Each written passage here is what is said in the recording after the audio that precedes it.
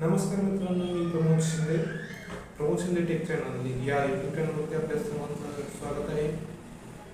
या व्हिडिओमध्ये आपण मोबाईलवरती 7/12 कसा पाहायचा हे बघणार आहोत. तुम्ही जर चॅनलवरती नवीन असाल तर चॅनलला सबस्क्राईब करा, लाईक करा आणि तुम्हाला जर हा व्हिडिओ आवडला तर आपल्या मित्रांना शेअर करायला विसरू नका. चला तर मग आपण जाऊया आपल्या मोबाईलच्या स्क्रीनवरती. मित्रांनो, आपल्याला आपल्या शेताचा जर 7/12 मोबाईलवरती पाहायचा असेल तर मोबाईलवरती आल्यानंतर क्रोम ब्राउझर ओपन करायचं. क्रोम ब्राउझर ओपन केल्यानंतर त्यात सर्च बारमध्ये महाभूलेख असं सर्च करायचं. हे सर्च केल्यानंतर जी गुगलवरती पहिली वेबसाईट दिसते ना आपल्याला, महाभूमी.gov.in, याच्यावरती क्लिक करायचं.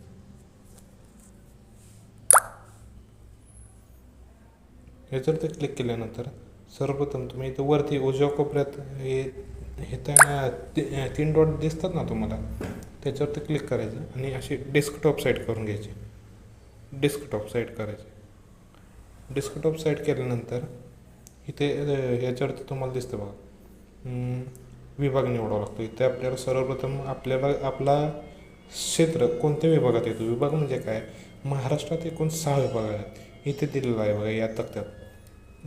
अमरावती विभाग, औरंगाबाद विभाग, कोकण विभाग, नागपूर विभाग, नाशिक विभाग, पुणे विभाग, असे महाराष्ट्रात 6 विभाग आहेत. आता तुमचा जिल्हा समजा कोणता आहे, उदाहरणार्थ पुणे जिल्हा आहे तर इथे बघायचं पुणे विभाग, पुणे जिल्हा पुणे विभागातच आहे.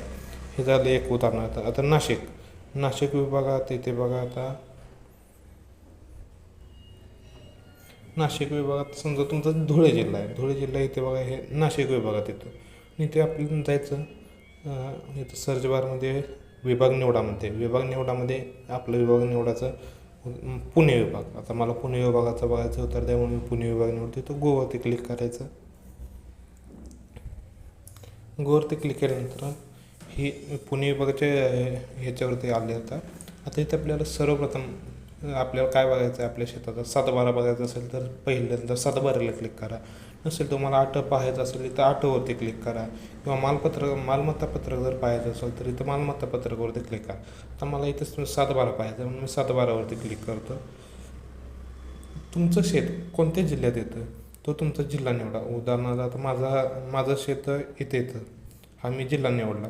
आता तुमचा शेताचा तालुका कोणता येतो, तालुका निवडा. इथे असा तालुका निवडल्यानंतर तुमचं क्षेत्र कोणत्या गावात येतं, ते गाव निवडा.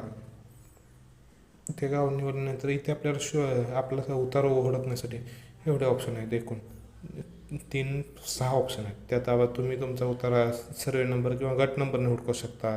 तुमच्या पहिल्या नावाने हुडकू शकता. मधील नाव म्हणजे वडिलांच्या नावाने किंवा आईच्या नावाने, आडनावाने किंवा तुमचं संपूर्ण नाव टाकून सुद्धा तुम्ही तुमचा उतारा पाहू शकता.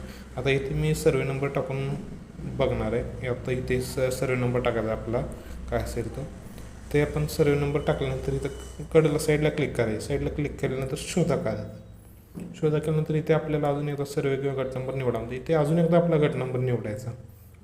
आपला गट नंबर निवडल्यानंतर इथे खाली मोबाईल नंबर टाकायचा. मोबाईल